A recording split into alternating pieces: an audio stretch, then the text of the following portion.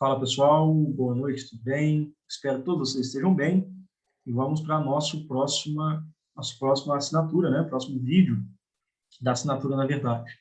E hoje nós vamos falar sobre os magos, tá? Os magos. Vemos essa palavra mago no Novo Testamento, há índice dessa palavra também no Antigo Testamento, e aí há alguma coisa muito importante para a gente reparar nesse termo mago, porque você vai ver que a Bíblia apresenta lá que os magos foram ter com Jesus quando o mesmo tinha nascido e presentearam Jesus com alguns presentes. Alguns dizem, né, que são 3 presentes e também são 3 magos e tem uma riqueza de informações presentes e tal. Só que, concernente a isso aí, eu vou tratar um pouco depois, mas vocês vão entender legal. Primeiro, vamos lá para o termo, né? O termo mago, em grego, é magoi, né? Magoi. Aí eu coloquei aqui transliterado para ajudar vocês. Foi empregado pela primeira vez por Heródoto. Heródoto é aquele conhecido como o pai da história.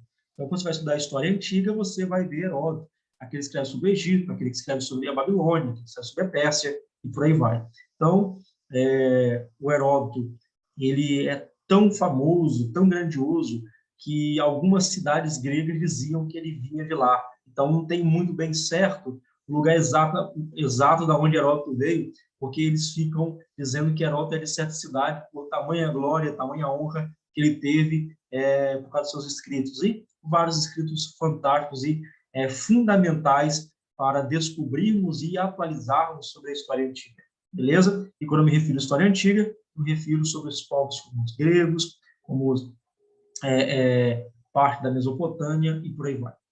Sobre uma tribo dos medos que ocupavam funções sacerdotais no Império Persa. Então, Heródoto ele comenta que o termo magoi tem a ver com um pessoal, né, que fazia parte do clã, fazia parte da tribo medos, né, dos medos persas, e eram sacerdotes. Então, a primeira ligação que está ligada à palavra mago está ligada com o sacerdote para Heródoto. Aqui está a referência. Essa palavra, no contexto da época, entre os judeus, estava ligada aos magoi, tá? Magoi, para vocês entenderem. Os magoi, ou magos, eram originalmente sacerdotes zoroastrianos. Por quê? Por que zoroastrianos? É só você estudar um pouquinho da cultura persa, você vai ver a figura de Zoroastro. Tanto é que o próprio Nietzsche, né, escreve um livro chamado Assim Falou Zaratustra, que Zaratustra é um personagem muito importante na religião persa. Beleza, pessoal? Entre os medos e os persas, que no mundo greco-romano tinham reputação de possuir o dom de interpretações e prever o futuro. Preste atenção, mago não tem nada a ver aqui com bruxo, com satanismo, nada a ver com isso, tá? Mago tem a ver, na cosmovisão deles da época, com aquele que era um sacerdote que tinha capacidade de ver o futuro, aquele que tinha o dom de interpretar sonhos, tá bom? Então, essa função era a função dada a eles, tá? Por isso que quando na Babilônia, Nabucodonosor teve o sonho, ele vai chamar os magos. Beleza, pessoal? Eles eram homens que estudavam os céus, com a convicção de que as estrelas traçavam o destino dos homens. Isso aqui tem análise em livros fantásticos a respeito dessa visão, de olhar para o céu e tentar enxergar alguma coisa do divino, referente ao passado, referente ao presente, referente ao futuro. Então, sempre foi de prática do homem querer saber futuro, passado e presente. Sempre foi interesse do homem querer revelar as coisas. Isso não é só agora, nos cultos pentecostais ou em religiões de matriz africana. Não é. Isso aí é desde sempre. O homem sempre teve a vontade de a famosa máquina do futuro, né? Ele tem sempre aquela vontade, aquela máquina do tempo, de ir lá no futuro ou também no passado, para descobrir, acessar coisas inacessíveis ou que não foram acessadas, tá? Eles eram homens que estudavam os céus, com a convicção de que as estrelas traçavam o destino dos homens na antiguidade. Isso aqui também se pode ver na cultura romana, tá? E outras culturas como sumérias e por aí vai. Na antiguidade, a astrologia era tratada como uma ciência cujas previsões faziam par com os eventos astronômicos. Isso aqui é muito fantástico. Precisaria de uma aula para explicar sobre isso aqui, mas o que eu quero tratar é só sobre o magos. Outros escritores clássicos mencionam o termo como sinônimo de sacerdote. A meu ver, é um termo muito bem apropriado para o que nós vamos tratar aqui, beleza? Completando isso, o texto de Daniel 2:27, 5 e 5:11 aplica a palavra a certa classe de sábios ou astrólogos, preste atenção, sábios ou astrólogos que interpretavam sonhos e mensagens dos deuses do paganismo. Então, também no paganismo, isto é, em outras religiões, haviam essa mesma vontade, interesse de saber sobre o futuro, saber os sonhos, porque nos sonhos era mais ou menos um mapeamento da vida. Hoje tem muita gente que dorme e sonha as coisas e acha que não tem importância nenhuma. Para esse povo, sonhos têm algo fantástico. O próprio Maimônides, o grande rabino considerado pelos judeus, fala que a grande riqueza nos sonhos é preciso entender os sonhos para aí você elucidar e trazer uma clareza nas profecias, beleza? Em termos mais simples, mago pode significar um erudito que dedica e se distingue no campo da astronomia. A astronomia, quando eu refiro aqui, é a astronomia antiga. Vai pensando que a astronomia no sentido científico de hoje tem uma outra diferença, tem uma grande diferença, na verdade, né? Por que uma grande diferença? Porque a astronomia do mundo antigo, o homem queria entender a questão do homem no cosmos, tá? Mas queria entender a ligação com o divino. Hoje não, você tem isso como matéria científica da matemática e da astrologia. Então, é para você ver quem eram esses camaradas. Não era qualquer um, não era uma pessoa à toa aí que ficava inventando as coisas, não. Eram estudiosos, pessoas que estudavam sério, da alquimia e da religião. Então, a astronomia, ligada à alquimia, ligada à matemática, ligada à astrologia, também vê os astros e por aí vai. Beleza? Entre os babilônios, por exemplo, o vocábulo era aplicado aos escribas sagrados, uma ordem de sábios que tinham a seu cargo os escritos sacros que se passou de mãos em mãos. Isso é importante, porque, primeiro, antes de prever alguma coisa, eles iam para os escritos sagrados, né?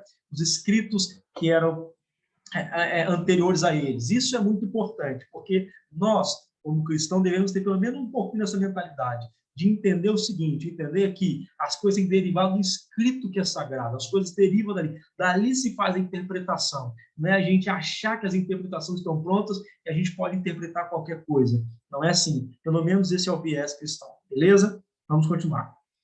Aqui tem um texto de Daniel 2, versículo 2, na BHS, Bíblia Hebraica Estudiantense, Daniel 2, 2 na LXX, né? Na verdade, eu vou até consertar aqui, né? Que essa daqui é a versão da Septuaginta. Olha só para vocês verem aqui, ó. Olha a palavra que aparece aqui, ó. Marquei de vermelho aqui, ó. Magus, tá? Magus. Então, referente ao mago. Vamos ler o texto em português?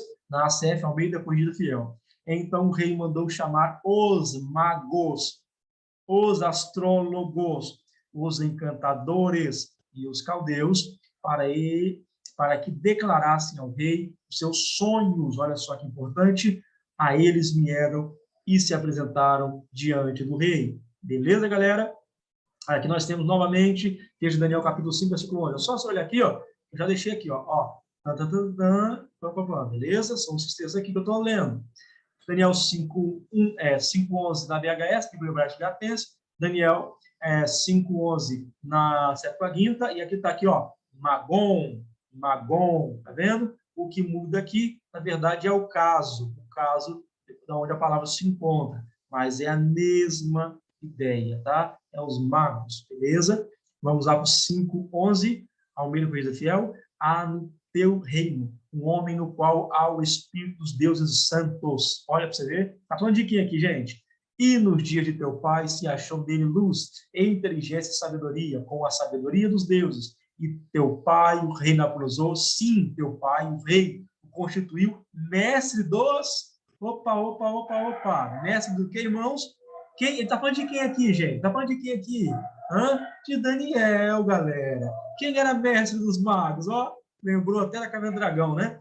Mestre dos magos. Quem era mestre dos magos? Vou até grifar aqui, ó. Quem era? Era Daniel, exatamente. Dos astrólogos, dos caldeus, dos adivinhadores. Quem que era? Era Daniel. Então, tem nada a ver com feitiçaria, nada a ver com demônio, tem nada a ver com isso, tá, pessoal?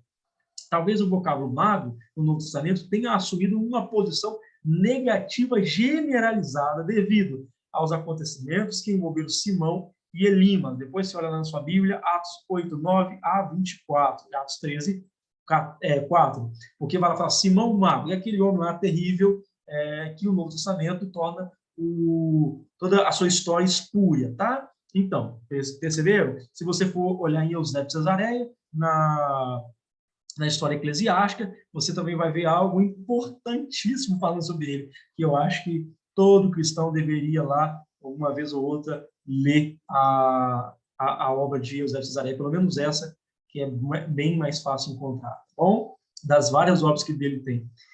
Vamos lá. Estrutura do vocábulo mago. A parte central do versículo grego é idur magoi apó, vamos lá de novo, idur magoi apó, anapolon, melhor dizendo, anatolon, paregenonton, eis, hierosolima, na verdade, hierosolima, Mateus capítulo versículo 1, beleza? Então vamos lá. Idu, magoi, apó, anatolon, paregenoto, eis, aqui, ó, hierosolima, beleza? Coloquei aqui embaixo, olha que legal, ó. Você depois quiser dar uma olhadinha, beleza, pessoal? Então nós temos aqui o vocábulo magoi, tá? Aqui tem a terminação aqui, ó, o sufixo oi, aqui, ó, que é um plural masculino, caso é o nominativo. Quem estuda grego sabe a importância do caso no texto, na frase. Beleza, pessoal? Então, vamos lá. A estrutura do vocábulo. Você tem aqui, ó, anatolon. Aí você tem aqui a terminação, ômega, né? Ômega com ni, plural feminino, caso é o genitivo. Repito, para saber essa importância, é muito bom saber o grego. Explicações. A palavra hebraica para o Oriente, presta atenção, hein? Migeden significa o nascente. O texto grego pode ser mais bem traduzido como nós vimos a estrela dele em uma ascensão. Olha que legal, gente. Então é o seguinte, quando fala que os magos viram a estrela, ele está dizendo assim, ó, nós vimos a estrela dele. Não é uma questão de apenas o pessoal fala, esses magos têm um sentido, sentido ruim, um sentido pejorativo. Não. A expressão que aparece aqui, tá? Para a ideia do vocal que aparece, nós vimos a estrela, quer dizer, nós vimos a estrela dele, nós vimos algo que nos direcionou até Jesus, nós vimos algo que nos direcionou até o Salvador, beleza? Então, aquilo já constava nos seus textos e tradições, preste atenção, segundo o Novo Testamento, segundo o texto canônico do Novo Testamento, aquilo que está registrado para nós, cristãos que acreditamos no Novo Testamento, está dizendo que na tradição dele já tinha uma ideia que o Messias, que um Salvador ia nascer. E esse Salvador, quando nascesse, algo importante ia acontecer. Que ele teria uma ligação, tá, com aquele que é divino. Isso é muito legal. Mas só para nós finalizarmos, preste atenção. A tradição diz o seguinte, que durante uma expedição realizada pela mãe de Constantino, o Grande, ela encontrou os esqueletos dos magos do Oriente, olha que legal, da igreja de Santa Sofia, seus ossos foram levados para Milão, tá? E, por fim, transportados por Federico Barba Roxa, para a colônia onde estariam os 3 crânios dos magos numa urna de ouro. Olha só que legal, gente. Preste atenção, tá? Isso aqui é tradição, não é história. Não confunda a tradição. Quando eu falo com vocês aqui sobre tradição judaica, quando eu falo com vocês sobre tradição do Oriente, tradição do Ocidente, não confunda isso com história, tá? Isso não é história. Você não vai achar isso aqui, ó, esse marco histórico. Isso aí, eles vão lá criar uma tradição para tornar aquele texto glorioso. Diversas coisas funcionam assim, funcionavam assim e continuarão funcionando, tá bom? O que é importante para aquela comunidade é importante para aquela religião. Isso não quer dizer que isso tenha uma confirmação científica, beleza, pessoal? Então vamos lá. Para finalizar, quantos eram? Os antigos cristãos orientais conservavam tradições que os magos eram 12. Olha para você ver que legal aqui, ó. A gente fala de 3 por causa dos 3 presentes, eu vou explicar, tá? Mas os antigos cristãos orientais, tá, pessoal? Aquela região de Constantinopla, aquela região ali, diziam, a parte de Istambul, né, hoje que é Istambul, a Turquia, diziam que eram 12 magos ou 12 sábios. Porque a Bíblia não registra. Se você pensou que a Bíblia registra 3 sábios, 3 magos, parabéns, você está redondamente enganado. A Bíblia não registra isso. Cada um dos quais representaria, na verdade, uma das 12 tribos de Israel. Alguns também antigos mosaicos mostram apenas 2 magos, tá vendo? Aqui, ó, deixa eu colocar aqui, ó, vermelho, para vocês verem aqui, ó, 2 magos. Então, isso é tradição. Não vai lá falar que é 3 com certeza, que é 12 com certeza, que é 2 com certeza, porque não dá para saber, tá bom? E aí todo bom cristão sabe. Onde a Bíblia se cala, o que a gente faz? A gente também se cala junto ou traz apenas hipóteses. Ao passo que outros exibem 7, deixa eu marcar também para vocês aqui, ó, 7 ou mesmo 12, novamente, como já foi dito, representando as 12 tribos. O número 11 teve apoiadores especiais, 11, tá? Apoiadores especiais, haja vista afirmar que esse número é espiritual, podendo também predizer os números dos fiéis apóstolos, exceto Judas Iscariote. Olha que coisa linda, hein? Antes de ter os apóstolos, antes de eles serem formados, né, não formados pela sua mãe nem por Deus, mas formados como discípulos de Jesus, apóstolos de Jesus, já tinham um índice de revelação desses 11 magos. Olha para você ver que legal. Você vê como isso não está ligado à profecia, não está ligado à revelação, mas está ligado à tradição. A igreja tem a sua tradição. Isso não quer dizer que está errado. Isso quer dizer que é a forma em que a igreja via as coisas. Beleza, pessoal? No século IV, a igreja ocidental estabeleceu o número de 3. Ó, aqui, ó, que legal. Quem foi que estabeleceu? Foi a igreja oriental, gente, tá bom? Tomando como por referência as dádivas que os sábios ofereceram a Cristo. Fechou o problema? Tá vendo de onde surge isso aí? Isso surge da história da igreja. Por isso que é importante estudar a história da igreja para você saber o que está dizendo. Esses magos que eram todos iguais, segundo a iconografia, isso é, os desenhos e os ícones referentes a ele, adquiriram características diferentes a partir do século XII. Então, até o século XII, antes do século XII, tá? Antes do século XII, esses magos sempre tiveram a mesma fisionomia, a mesma forma, sem problema nenhum. No período medieval, eles vão mudando aí. Olha que importante, sendo a lenda dos magos influenciada pela simbologia em voga das 3 idades da vida, as 3 partes do mundo, os 3 magos, portanto, as 3 oferendas. Se você quer saber um pouco mais sobre isso, é só também você ler um pouco sobre a questão dos evangelhos. Como é que se constituiu os 4 evangelhos? Por quê? Foi por revelação do Espírito Santo? Como é que foi isso aí? Como é que se deu? Por que 4? Por que 4 evangelhos? Depois você estuda e eu vou te dar só uma pista. Lê um pouquinho sobre Irineu, referindo-se aos evangelhos, que vai esclarecer muita coisa para você. Tá bom, pessoal? Orígenes. Orígenes, que é um grande pai da igreja, né, teve uns problemas muito sérios, principalmente na questão do dogma da Trindade, porque ele era subordinacionista, mas Orígenes foi um dos pais muito importantes, que escreveu assim, obras gigantescas de teologia, muito importante, Orígenes. Tá?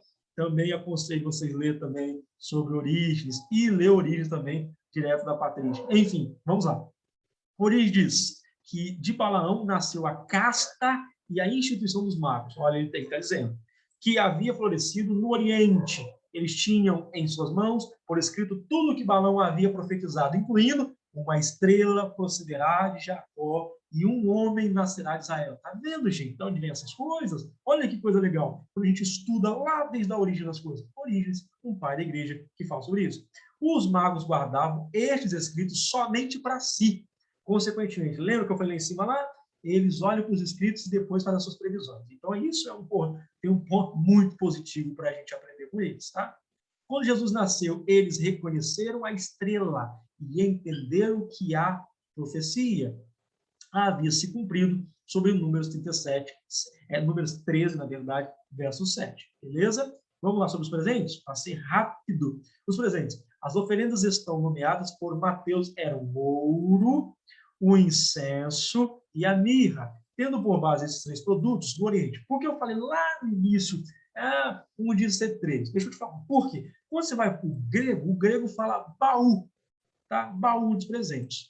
Tá? Em grego, você tem a expressão lá, que era o baú, que na verdade poderia ter coisas a mais nesses presentes, mas as mais importantes são essas referências aqui, que é o ouro, o incenso e a mirra, que é sempre aplicada para Jesus, naquele período que ele nasce, e aplicada também para Jesus na cruz do Calvário, beleza? Produziu-se uma grande construção constelar simbólica de elementos que foram sendo agregados às figuras dos reis. Como veremos adiante, essas 3 oferendas, mais dos apêndices da cena da natividade, constam na Bíblia de Jerusalém, em nota de rodapé, como riquezas perfumes da Arábia.